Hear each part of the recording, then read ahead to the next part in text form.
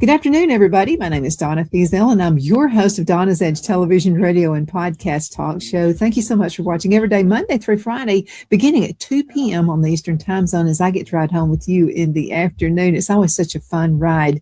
You can find us so many different ways. We are syndicated. You can find us on channel 182. That's on Charter Communications, close to Huntsville, Alabama. Another way is through Abundant Television, found on Roku, Apple TV, and Amazon Fire. Don't forget the podcast on the Newscasters, thenewscasters.com. You can also find us on the radio. Yeah, the biggest country station in South Carolina, WZLA. Make sure you listen to them every morning with Benji and Lacey. It's a brother and sister team, and I'll just have to tell you, Clint, they're brother and sister, all right. But I'll tell you something, after all the fun and everything they have every morning, also you can find a lot of great news, and that's local, regional, and national, so they cover it all. But again, thank you for all of the fine folks who let us be part of their program, and we definitely appreciate that. And also thank our sponsors. I tell everybody we got the best sponsors in the world.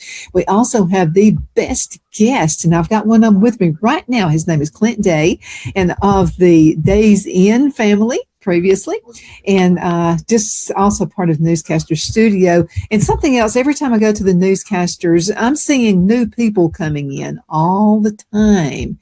And there's got to be something to that. I think people are just kind of people want their own news. They want to do their own research, and they want a variety of news. I got to tell you, I listen to the enemy too. I just want to know everything that's going on, but it helps you to make wise choices, especially when it comes to election year. So, Clint, what you got to say? Thank you so much for letting me be a part of Abundant Television. And, well, Donna, thank you so much. You and Phil are so gracious to let me be a part of it, and I really do appreciate this opportunity. We appreciate you also being such a great cheerleader for the Newscaster Studio, where Victoria Scott and Marie Edwards are working hard to make it happen every day, and we're just so grateful for the growth we're having, and we're seeing a lot of positive energy and a lot of, again, I just keep calling it trustworthy news, people you can trust that will tell you the truth the way it is. They're not going to spin it in a necessarily conservative direction, but most of our podcasters obviously are more conservative, that's for sure. And the reality is we need sources of news that we can trust, again, completely. And I think we're one of those that you can trust, and I'm encouraged by that. And your program is definitely one of those that people can trust. Well, I'll have to say this, because I'm one of those people, I work odd hours. I could be recording at any time of the day. So sometimes I don't have time to just turn on the 6 o'clock news or something like that, or watch my favorite program, Andy Griffith. Sometimes I'm not able to do that. So it's neat to be able to go to the Newscaster Studio and listen and watch whenever I have the time for it.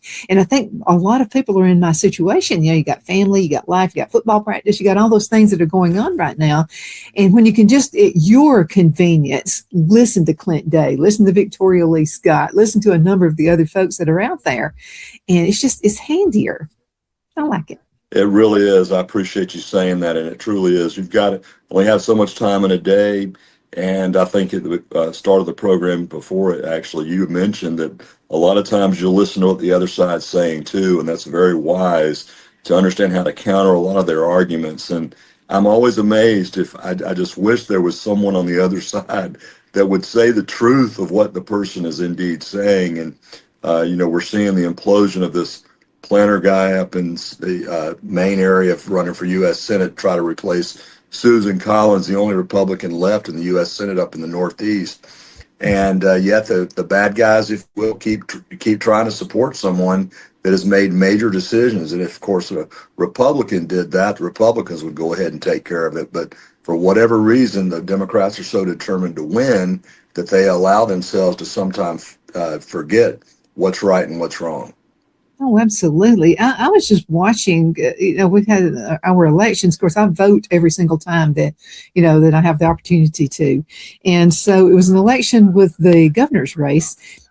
And AI is kind of playing into this, and it's a bad thing. But folks need to be wise and know what's real and what's AI generated. So what was happening is there was a lady who's running. She's lieutenant governor now, but she was also running for governor.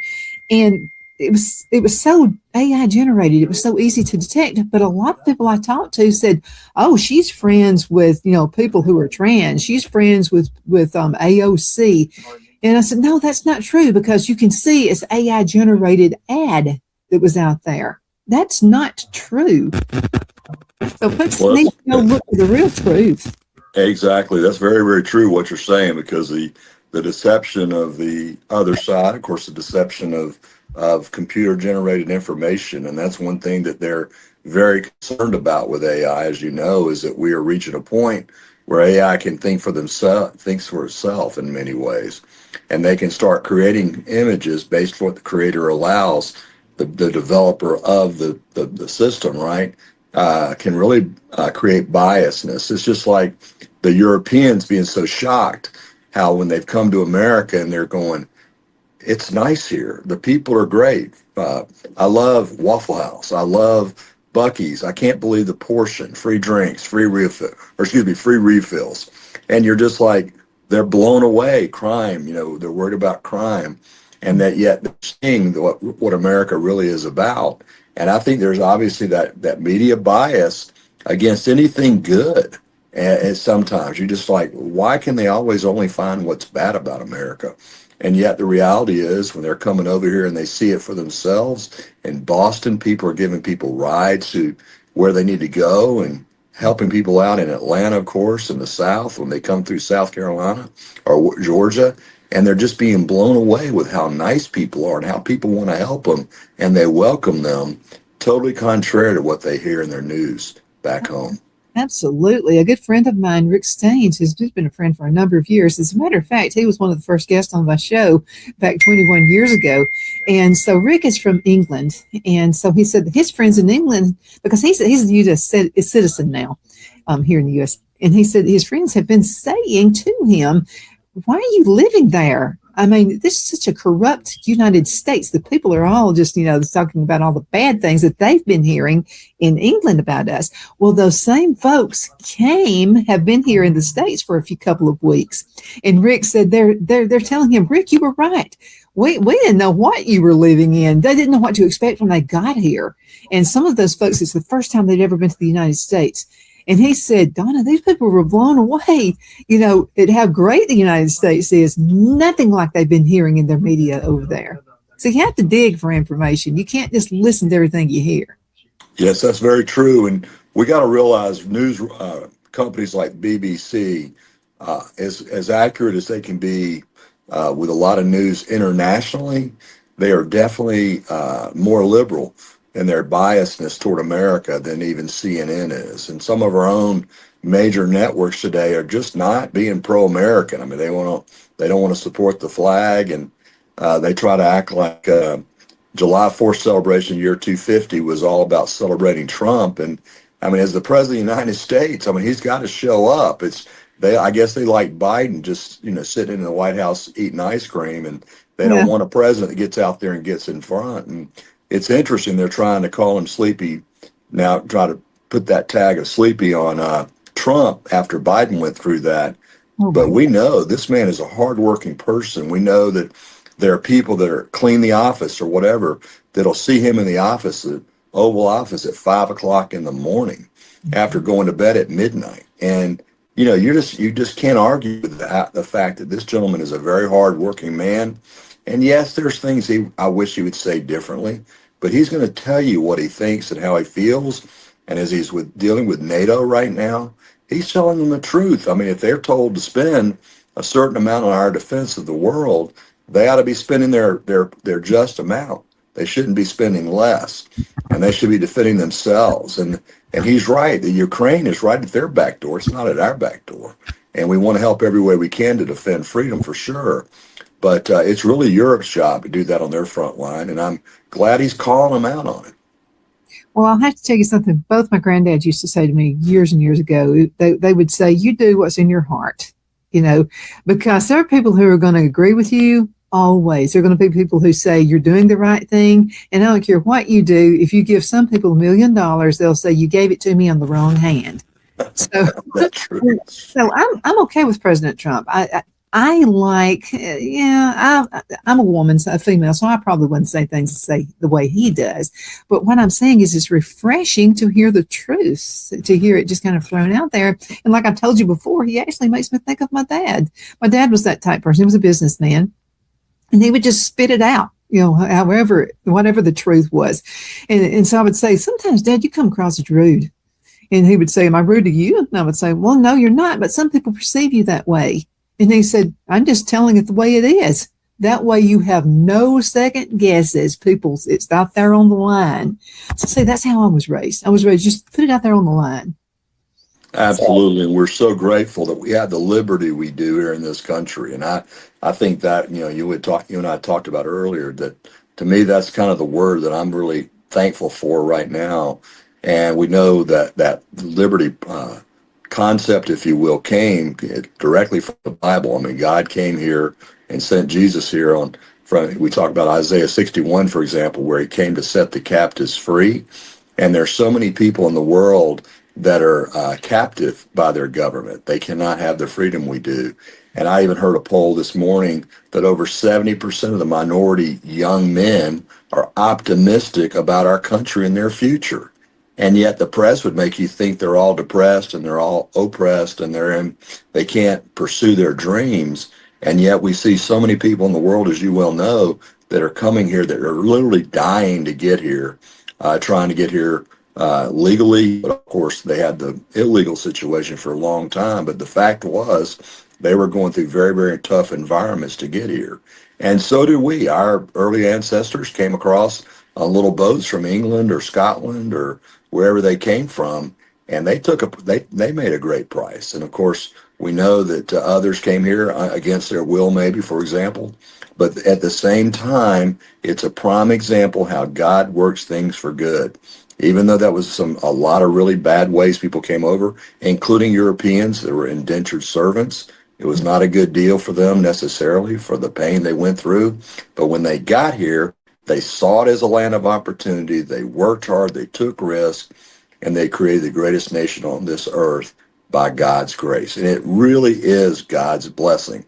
It's nothing we've done. We can do our job, we can work hard, but at the end of the day, it is God's blessing, and especially if we'll stay obedient, especially if the church will stay obedient. When you look at the freedom that came in this country in 1776, it was led by on-fire, bold pastors, men of the cloth, if you will, that literally led their congregations to pay with their lives, pay the price to have the freedom we enjoy today, and we can never take it for granted. Absolutely. Can you believe half the show is over? We're going to have to go into a commercial break. We'll be right back in just a few minutes. Everybody hang in there.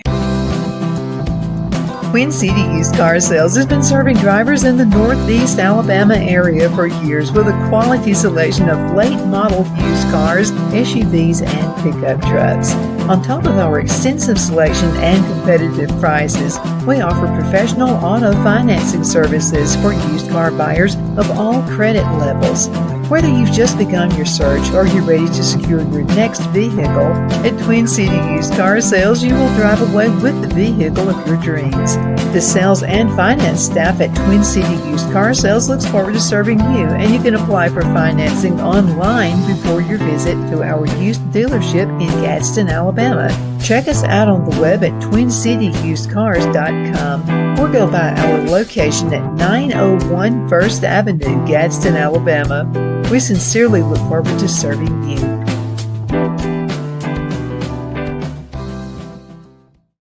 You know, finding the right home isn't just about bedrooms and square footage. It's about comfort, security, and the feeling you get the moment you walk through the door. That's why so many families across Greenwood and the Lakelands area trust Jenny Ferguson with Keller Williams. And I'll tell you from personal experience, Jenny was my realtor, and she truly cares about her clients. Jenny takes the time to listen, to understand what matters most, and to guide you every step of the way, whether you're buying your first home, upgrading, or ready to sell. Because this isn't just a transaction, it's your life. With local knowledge, personal care, and a commitment to getting it right, Jenny Ferguson makes the process simple and even enjoyable. So if you're thinking about buying or selling, now's the time to make your move. Call Jenny Ferguson with Keller Williams in Greenwood today and take the next step toward a place you'll truly love coming home to. Good afternoon, sunshine. Medical Minute brought to you by Dr. Chuck with Lakeland's Chiropractic, where an ounce of prevention is worth what? A pound of cure. So what is the Beamer? Okay, now the Beamer uses very gentle pulse to electromagnetic signals. This will stimulate healthy muscles and it supports the temporary blood flow. Now let's talk Beamer and circulation support. Now the Beamer gently supports natural circulation in healthy muscles. Now that's what I call natural health. Thank you so much for watching your Medical Minute, brought to you by Dr. Chuck. You know who he's with. He's with Lakeland's Chiropractic, where an ounce of prevention is worth what? A pound of cure. I hope you have a super duper awesome rest of the afternoon. You take care. Shine your style at Kiss My Glass right here in the Anderson Mall. There's a place where style meets sparkle. At Kiss My Glass, every piece is handcrafted, custom designed, and made to shine just like you. Owner Beth Gibson brings creativity to life with stunning custom tumblers, gifts, and one-of-a-kind pieces you won't find anywhere else.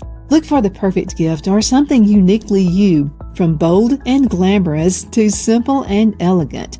There's something for every style, so stop by, get inspired, and leave with something unforgettable. Kiss My Glass inside the Anderson Mall, Anderson, South Carolina, where your sparkle begins. Be sure to check out Kiss My Glass on Facebook for updates and specials and gift ideas.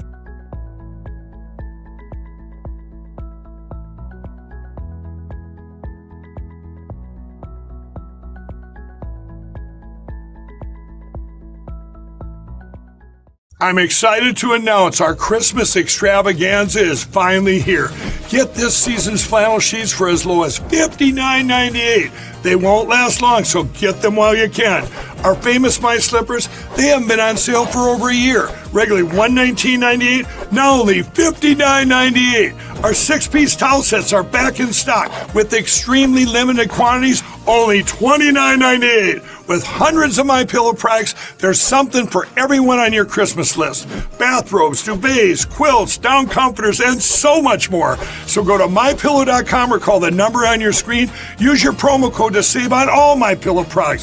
For example, flannel sheets for as low as $59.98. Or our 6-piece towel sets, just $29.98. But that's not all. I'm extending our 60-day money-back guarantee until March 1st of 2025. Plus, all orders over $75 or more ship absolutely free. Thank you. Lowe's knows that the projects you build in spring are the ones you can't wait to share. It's why we make sure you have our best deals with My Lowe's Rewards, and that you get help from people who've been there, done that. Try this.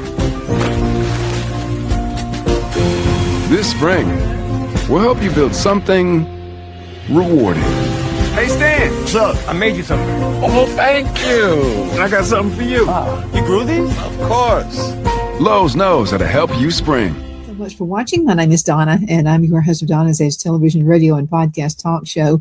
Continue sending email, by the way, Donna@donnasedge.com, Donna@donnasedge.com. I appreciate every single email. Anything I can do to make life a lot better for you. If you would like to see special segments, I know a lot of you are saying, show me some gardening stuff. Okay. I'm going to have some deals for you through Amazon.com. Wanted to mention this, and I'm going to put a link up shortly. The big raised beds that I have that you've been seeing on the videos, the 4x8x2s, those are only $59. So I'll go ahead and send you guys some links. You'll be able to get the same price that I do. No commission on my end. I just want you to be able to have a garden. Again, thank you so much for watching. I've got Clint Day with me right now. Liberty, liberty, liberty. I'm just telling you, I love the freedom. I love the freedom we have. I have been to other countries, and I'm just telling you, the poorest person we have on earth, other countries, folks in other countries think they are rich, even the people living on the streets. So, I mean, we've got the best because we have the liberty to do things, and I love it. So true. And I think about even where I live in the Brunswick, Georgia area. They used to build these ships called the Liberty ships, would help transport people and goods. And there was just mass production in World War II. And when we think about what we had to do to in World War II, we're in a similar battle today against same old enemies, the communists, the Islamists, and ones that want to destroy us, and we cannot let that happen. We've got to stand up. Good people must get out and vote. I'm amazed again how many people that I know that go, hey, I just don't really think it matters and that type of thing. And I try to convince them that you need to go vote and we need to be involved with the process. And if we don't, the bad guys will win. And I agree with Trump that I don't believe our country will ever become communist. But the fact of the matter is we had a close election. Even with Harris, there's 1.5 million people. And with birthright citizenship that was upheld by the Supreme Court and other decisions, there's going to be a long-term consequence to this. And it truly is in our national interest not to have 2 million Chinese born in America that become Americans and they go back to be raised in China and then trying to come back here and vote and can run for president. I mean, it's just crazy. And so there's got to be some things that change, and I'm hoping that the U.S. Senate, U.S. House will deal with that while we've got a president that's willing to sign it. And it is very concerning to me that you have top leaders of the Democratic Party that would be considered moderate at best within the Democratic Party are being defeated by people that literally truly have a communist Islamist worldview. Well, let me tell you something that happened a few weeks ago. So we're having a lot of renovations done here at the hacienda, and we're real proud to have those done. So we have this guy, and he's from Mexico, and his team is from Mexico. He let me know really quick that he's an American citizen. Well, ICE was here during the same time he was actually working on our house, and he called and said that he would not be coming. And he said that he saw on the news that they're coming after everybody who's from Mexico. And so I asked him, so which news outlet are you listening to? CNN. I said, no, that's not true. That's not true. He said, they're just coming. They're taking kids and they're taking, they're doing all this stuff. And I said, no, they're not doing that. I said, you're afraid for nothing. I said, you've got to start listening to other news outlets, not just CNN. You got to listen to it all. And he said, but I saw it on television. They were taking kids. And I said, no, wrong footage. I said, everything is fake now. I said, even on some of the others, I said, but you've got to give it a chance. And he said, but I'm an American citizen. I don't want them taking me first and then discovering I'm an American citizen and sending me back. And I said, it's not happening that way. That's just what the liberal media wants you to think. They want you afraid and they want us all divided. And I said, I'm not going to let them divide me and you. We're friends. So very, very true. He saw one. I'm amazed again at the lack of honesty of a lot of these folks project out there in the news media, and I'm hoping again things like TNS and your program will continue to rise in the popularity and being willing to share the truth and encourage people to listen to what is actually going on. And I'm not in denial that there are problems and there are mistakes made with ICE, but their job is to protect us from people who have come here illegally or overextended their stay. And if we were in China and we overextended our stay, I mean, they wouldn't be playing games. They'd put us in jail and do whatever, send us away. But the bottom line is our country needs to be protecting its borders. It's even biblical. The Bible, people try to say the Bible doesn't have borders, and yes, it does. It talks about how God controls those boundaries, and He allows the good to, the people to rise up or the leaders to go up or down. He's totally in control. And we have to realize that sometimes bad things happen and we go, why did that happen? But we realize, especially people of faith, that it's going to ultimately work for our good. I heard you talk about the founders of our country and how young they were. Phil and I went and watched a movie over the weekend called Young George Washington. And I'm going to tell you, that was a good movie. And there was just something about him. He felt so protected when he went out, and he was a general. And then, he moved up the ranks, but he did it without an education. So, and you were talking about some of those folks that were very young, the founding folks of this country here. Absolutely. Well, James Monroe was only 18 in 1776. And we talked about that earlier about how he came up with the Monroe Doctrine later as president. And of course, the bottom line, at 18 years old, you were in that chamber with the oldest person of the top 10, if you would, most popular. Benjamin Franklin was 70. And Thomas Jefferson was 33. I think George Washington was like 40. So they had already been very successful in their careers. They were some of the most wealthy people, as you know. George Washington was in the country, big landowner. And of course, he was helping fund when the United States Senate and House would not come up with the budget. A lot of these very wealthy people at the time, including George Washington, were helping fund the war for about 2 years, I've understood. And again, think about it. We got the same problem today. We've got a Congress and Senate. A lot of times it won't act, keep shooting at each other. And yet the system still works. It's survived 250 years.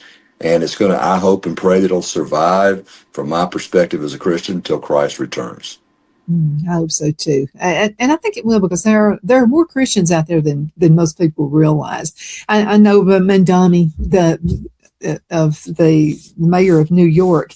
I was a little upset with Fox News. I felt like they gave him too much time, and so he was out there. But there were little things. I always notice things in the background and then in the foreground when I'm watching anything. And so, what do you think the significance was, or was there a significance to the desk being, he's sitting at the desk the wrong way, the drawers and everything were on the outside. But did you notice those things?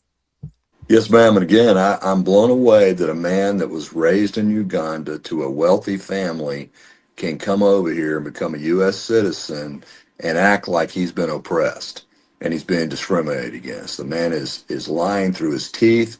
He's promising things he can never deliver on. And when you come over here and you say you're going to create free grocery stores, well, what happens to the grocery stores that are there for profit? They don't make that much money. They make like 1% profit because of their volume of the products they sell. And yet you're going to put them out of business. And in the meantime, the store is going to be empty, the so-called free store. I mean, I went to China when it first opened up. I went to Russia before it opened up as a tourist. And I was young. My mom had become a widow, and she did some traveling with me and my two younger brothers who were still at home. And obviously I was in college. But when we went there, their so-called friendship stores in China back then had very few items. They were very select. You had to go through a lot of bureaucracy to buy anything. And I know they have more free market there now, but a lot of these so-called free stores, they have empty shelves. The fruit's bad, the vegetables are bad, the meat's bad. There is no free lunch. And so it's like Alexander Tyler talked about, the average age of the world's greatest democracies is about 200 years because people learn to vote themselves whoever promises the most. They want that largesse. They want something for free. And there's nothing free. There's no free health care. There's no Medicare for all, where it's going to create a system that is not in the best interest for most of the people. And I totally know we got to have new ideas and new concepts, but we can see in other countries, socialism/communism has never worked, and it will not work in the United States, and it'll be proven that it will not work in New York. Is New York going to have another 9/11 type situation to bring it to its knees, do you think? Well, again, I think the whole nation, we as a people, particularly the Christians, need to repent. We have so many denominational churches that are really going left. They're making decisions that are totally anti-biblical. And we've got to be willing to tell people the truth. I think, again, to speak the truth in love, tell them the truth about lifestyles and choices that are going to destroy you. You're never going to live in peace as long as you're doing things that are destroying your own body. And we need to encourage people, especially the church, our pastors, our elders, our leaders in the church, our lay leaders, to be bold in their faith, to stand for truth, because the truth will set people free. Absolutely. Clint, thank you so much for being on the show with me. Can you believe how time flies? It's amazing. A guy like Clint on the show with us. But again, thank you so much for being with us. And thank you guys so much for watching. Appreciate your email, Donna@DonnasEdge.com, Donna@DonnasEdge.com. We'll see you next time. Take care. Thank you.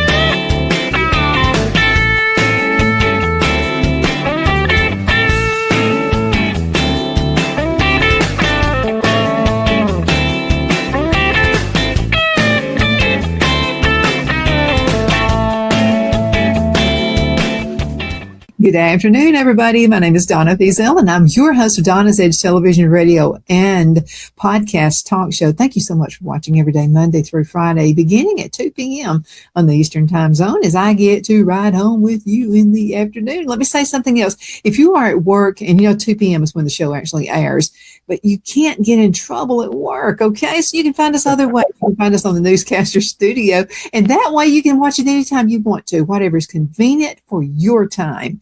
And that's what it's all about. Don't lose your job just because you watch Donna's Edge, but we want you to watch, though. You can also find us on all the social media sites. Continue sending email, Donna@donnasedge.com, Donna@donnasedge.com. We appreciate you doing that. I have a very special guest with me today, good friend Clint Day, and Clint is with the Newscasters studio, and we've just been watching the Newscasters grow by leaps and bounds, all the great things, and I think a lot of it has to do with convenience, Clint, when people can watch. Absolutely, Donna, and you're right. We've got trustworthy news right there, including your program. We again appreciate your encouragement and your support in what we're trying to accomplish there to make a place where, again, people can go there and get trustworthy news. Well, we appreciate the opportunity. I'm glad it's there. I feel the freedom of it. Yes. We were talking in another segment about the freedoms that we have and that kind of thing. But I wanted to mention this. We lived in Charlotte, North Carolina for a long time, and about 9 years. And I've got a lot of friends who are still there, and a lot of them watch the show, and we appreciate that. As a matter of fact, one of my friends, his name is Don Brown. He's an attorney, and he has been on the Newscaster studio as a guest with me. And I keep telling him he needs to talk to you guys and have his own show because he is really good. He's a patriot. He loves America. He actually ran for Senate, didn't win, but anyway, he got a lot of good votes out there, and definitely appreciate what he stands for. But the reason I'm saying that is it was brought to my attention. There's a church we never never attended the church. It was a Baptist church. They have decided not to be Baptist anymore. They're non-denominational, which I'm okay with non-denominational churches. But the reason they did this is because they feel sorry for people who are not, it's the gay folks that they're trying to, and we all love gay people. I mean, I have gay friends, absolutely.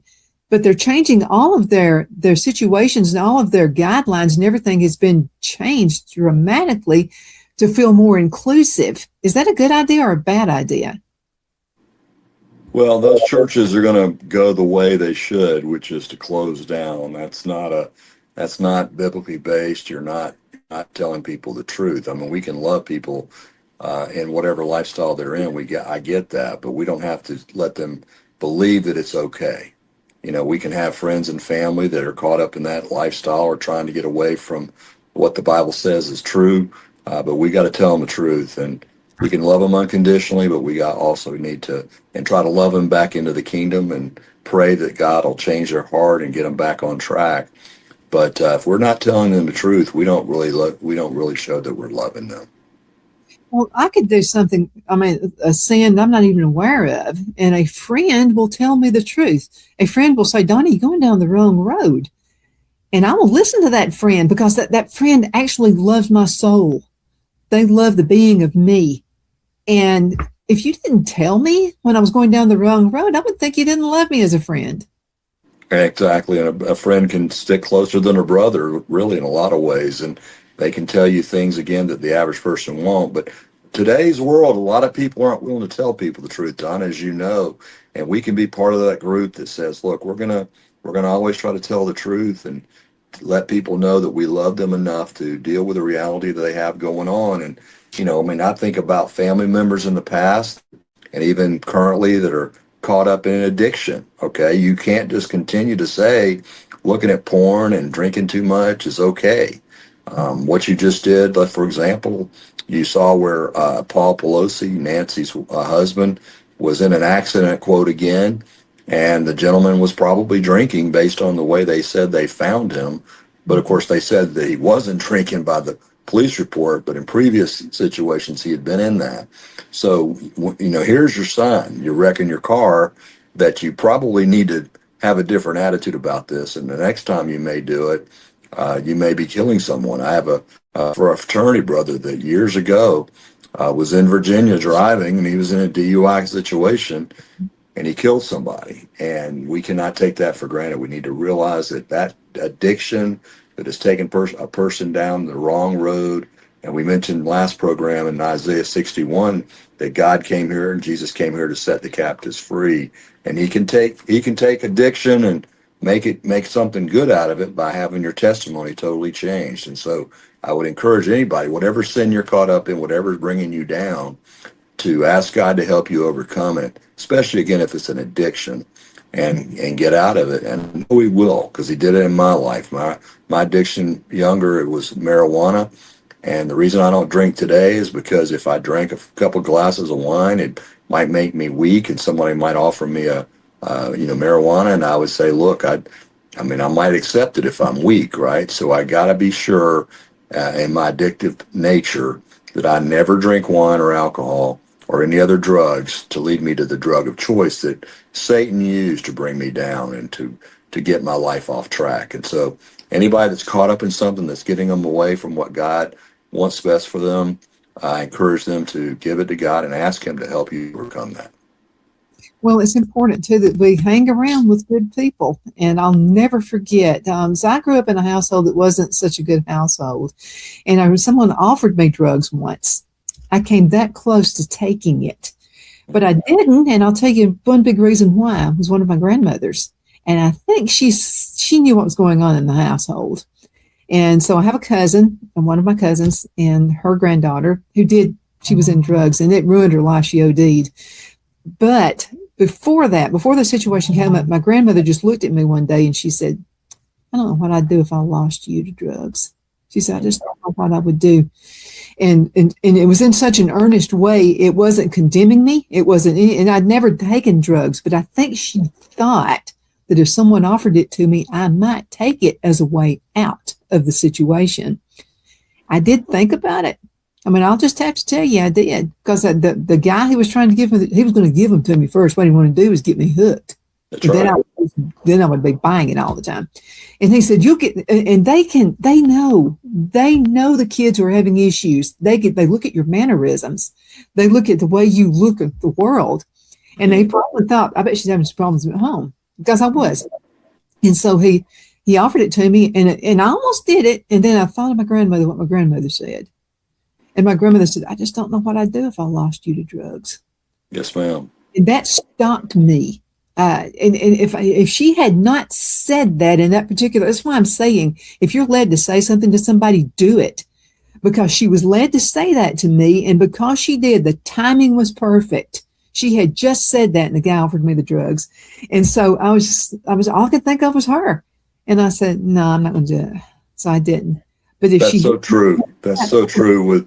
If we have that conscience and we have that that word from a person we trust in our head, it's so important. And I have younger brothers, and I honestly can say, as much as I partied and got out of control from an addiction standpoint, I knew I never wanted my younger brothers to do that. I knew what it was going to cost if they did.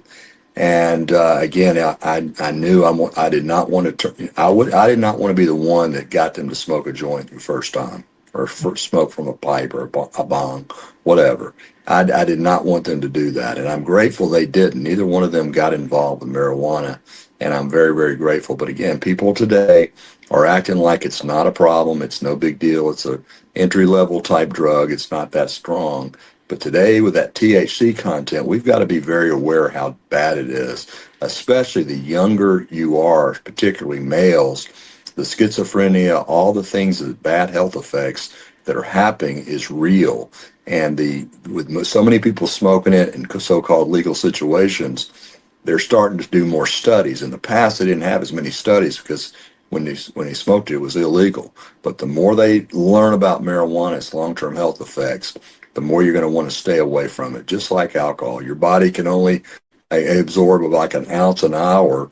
And so if you're drinking 3 glasses of wine in an hour, your body's getting a lot more alcohol than that. So you're basically poisoning your body, which will clearly, kill your liver, for example, and your other body organs. And I just want to encourage people, try to stay away from it. I mean, I know the Bible, Timothy drank wine. We understand that.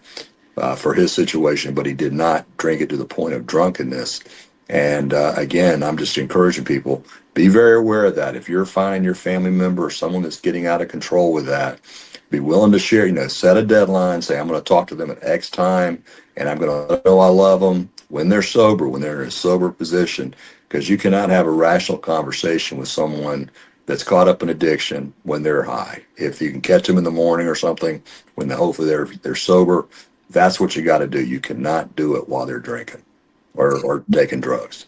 I have an uncle who was an alcoholic. He found Jesus on his deathbed. Yes. And I really believe he did. I do. I believe it. I do too. And everything. I believe he did.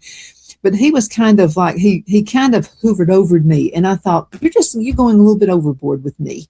And he would say, I don't want you to start. I don't want you to start with one drink. Because if you do, you wind up like me. He wound up with cirrhosis of the liver. And so he said, and I would say, you're just being so hard on me. Stop. Give me some air. Let me breathe. And he would say, I'm not going to give you air and let you breathe. I don't want you to do what I did. And sometimes we got those, because I would say, well, you did it. I would say things like that to him. Well, you did. But sometimes it's okay to admit when you've had an addiction. I mean, that's okay to do, because you actually wind up guiding other people. And that's what my Uncle Pete did. He guided me. Exactly. It's wise to listen to what other people have been through. That's wisdom. And it's foolish to not hear what they've had to say and then reject what they say and then go do it yourself. And again, that liver situation of a family member that had to get 2 new livers, and they would never wish that on anybody. I would never wish that on anyone either. And the drugs they have to still take to this day so their body doesn't reject that liver. And then some of the guilt, if you will, of somebody died so I could have my liver, in a car accident or whatever. And all those things, those factors, somebody lost someone so I could live.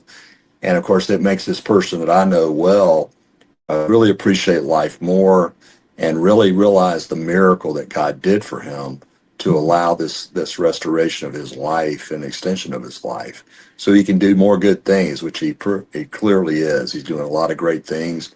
He's rededicated his life years ago to Christ, and it's really made a big difference. But again, wisdom says, I'm going to listen to this advice for whatever reason. The people that are listening to this program right now, we all know somebody that needs help. I want to encourage you, don't enable them, confront the issue, try to get them help.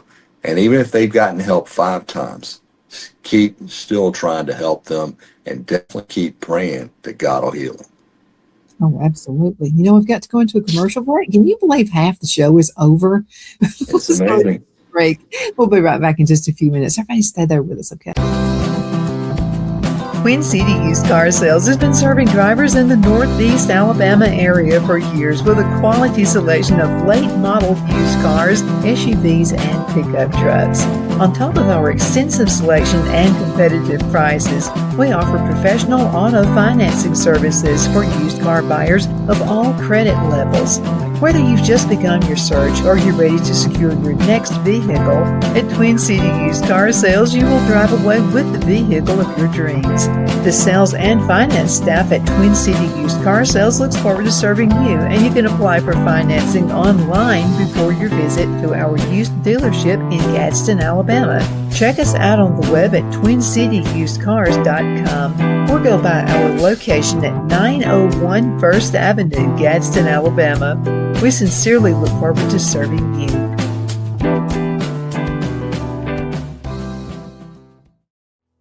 Finding the right home isn't just about bedrooms and square footage. It's about comfort, security, and the feeling you get the moment you walk through the door. That's why so many families across Greenwood and the Lakelands area trust Jenny Ferguson with Keller Williams. And I'll tell you from personal experience, Jenny was my realtor, and she truly cares about her clients. Jenny takes the time to listen, to understand what matters most, and to guide you every step of the way, whether you're buying your first home, upgrading, or ready to sell. Because this isn't just a transaction, it's your life. With local knowledge, personal care, and a commitment to getting it right, Jenny Ferguson makes the process simple and even enjoyable. So if you're thinking about buying or selling, now's the time to make your move. Call Jenny Ferguson with Keller Williams in Greenwood today and take the next step toward a place you'll truly love coming home to. Shine your style at Kiss My Glass right here in the Anderson Mall. There's a place where style meets sparkle. At Kiss My Glass, every piece is handcrafted, custom designed, and made to shine just like you. Owner Beth Gibson brings creativity to life with stunning custom tumblers, gifts, and one-of-a-kind pieces you won't find anywhere else. Look for the perfect gift or something uniquely you, from bold and glamorous to simple and elegant. There's something for every style, so stop by, get inspired, and leave with something unforgettable. Kiss My Glass inside the Anderson Mall, Anderson, South Carolina, where your sparkle begins. Be sure to check out Kiss My Glass on Facebook for updates and specials and gift ideas.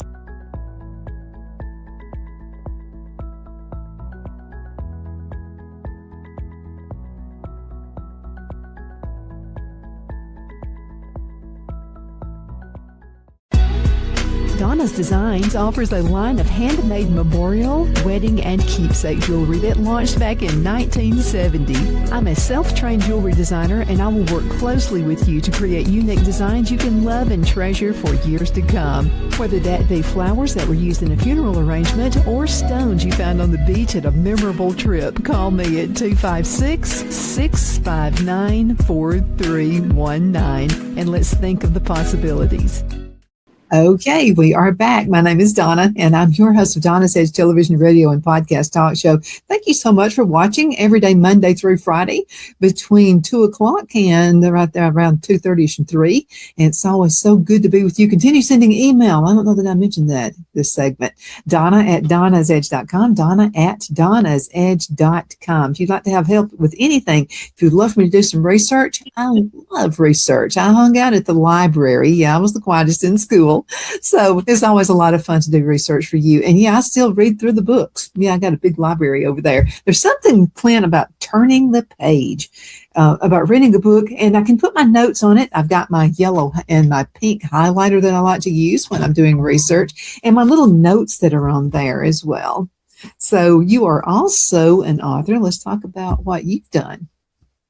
Well, I appreciate it. Place of Restoration is a book I did about life and really the importance of a man. In my case, I went through a divorce, didn't want it, didn't have a choice, but I realized in the counseling post-divorce and other people I talked to, I did not show my wife consistent Christ-like love. I would sometimes just clearly not care for her spirit, and I would shame her without even meaning to. You know, I wanted chicken, not steak, whatever you would do. I can't believe you did that, you know, before I even met you, whatever. You know, whatever that guilt and judgment is. And I just had to learn the hard way. And I think God sometimes allows, a lot of times, the very things we judge come back on us, if you will. And I was like, I'd never get a divorce. I mean, this will never happen, quote, to me. But of course, sure enough, it did. And I would take responsibility as the man. If a man will show consistent Christ-like love for his wife, care for her spirit, and not shame her.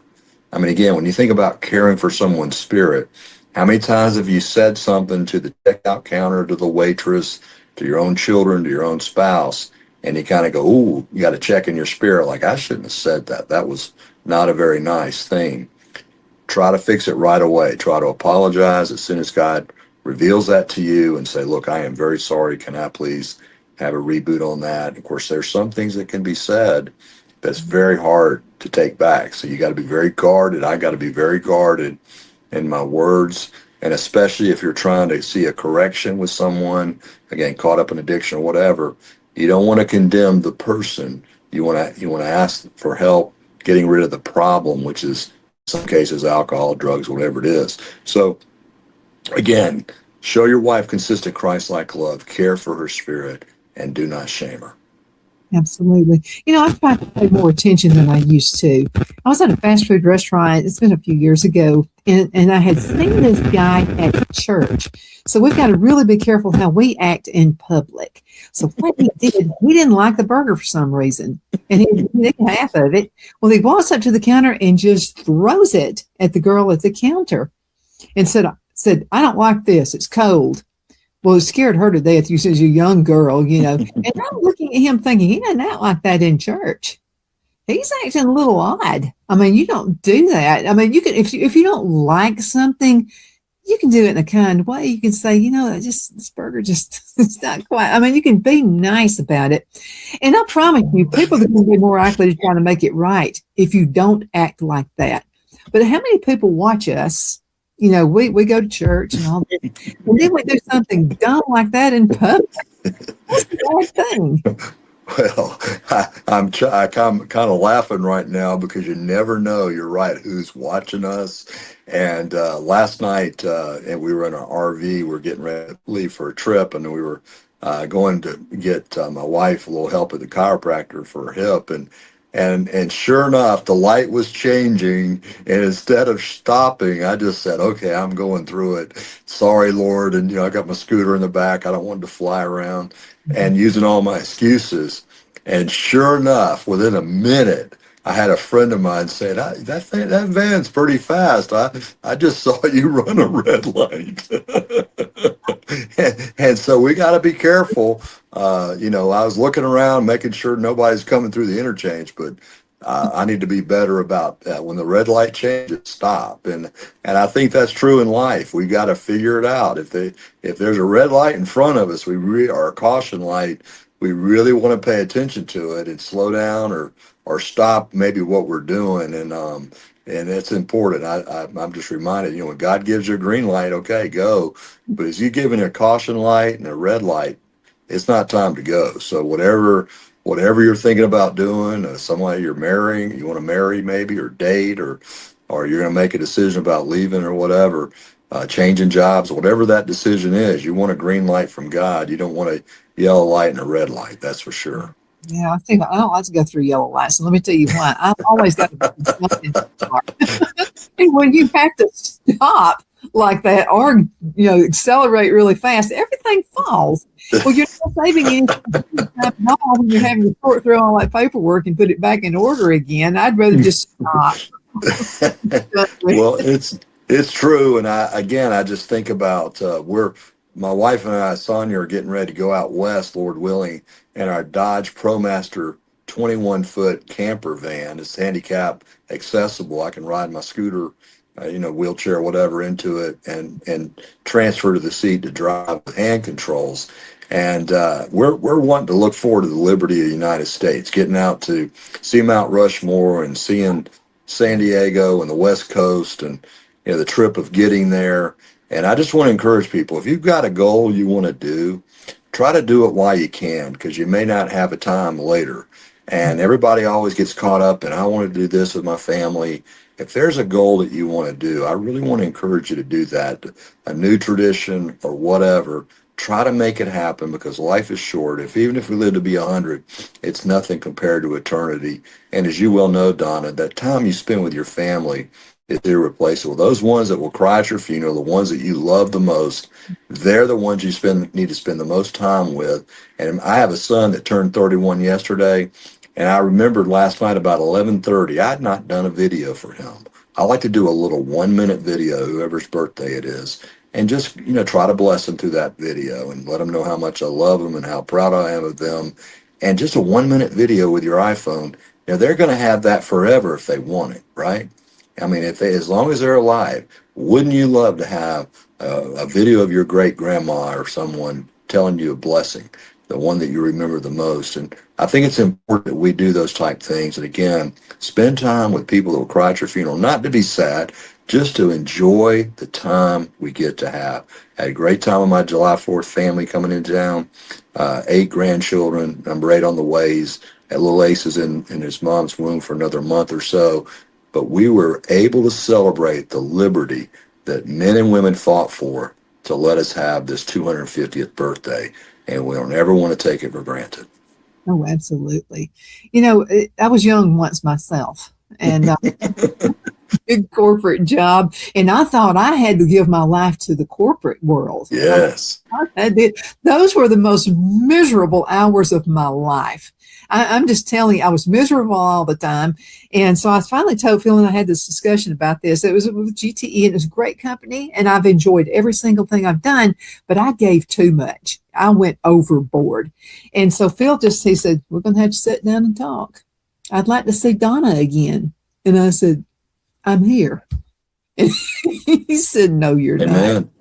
He said, when you are home, you're not home. You're thinking about your job all the time. And it wasn't corrupting me. It's just that I wasn't spending enough time with my family, with a teenage son. And then Phil said, you've told me a few things about your life when you were growing up, haven't you? And I said, yeah. And he said, you're not like your parents. He said, but you're not spending enough time with Brad. Mm. I said, it hit me like thank God for a husband who would tell me the truth. Amen. Like a ton of bricks. And I'm like, oh, I didn't know I was doing that. Amen. And thank God you were wise enough to listen to it, not foolish to avoid it. Well, sometimes like a house has to fall on me sometimes.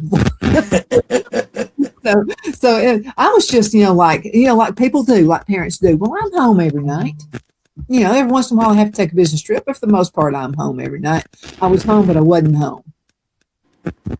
Well, I agree. I need to learn to be more present myself and be aware of that. I think it's very important that we all are aware of the attitude we have, our own smiles when we walk into a room. I remember years ago, being told, look, when we walk into this Sunday school class, please put a smile on your face because everybody takes you so seriously. And that person was right 100%. I need, when you enter a room nowadays, when you enter the church building, try to have a good disposition, and attitude is everything. And you and I both know that. If you have a good attitude and do the best you can with a job, you're going to be successful. You will. And I learned a lot from my granddad. My granddad was a choir director, and he was wanted in every church. I mean, it's revivals, whatever. Everybody wanted him at their church. And just to get the music started. And he could make 10 people sound like the Mormon Tabernacle Choir. He was just good at it. But he could not sing.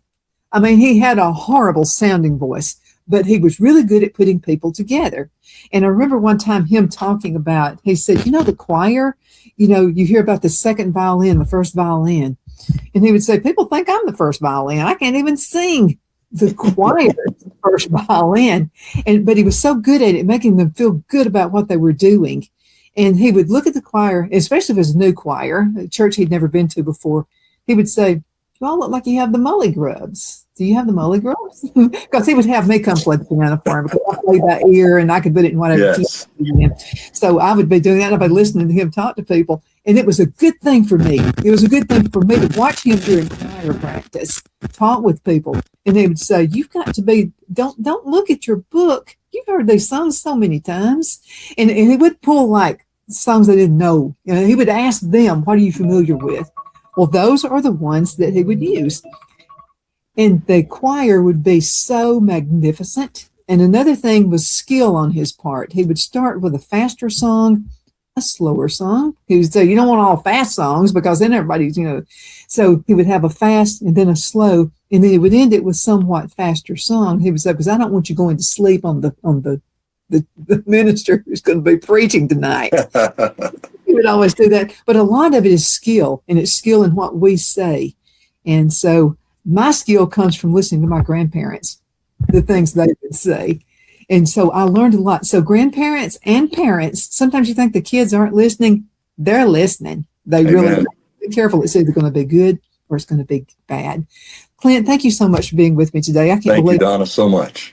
Flies when you're on the show. And you guys are so awesome. I want to thank all of our sponsors as well. You're all great. Continue sending email, Donna@donnasedge.com, Donna@donnasedge.com. I love hearing from you. Thank you. We'll see you next time.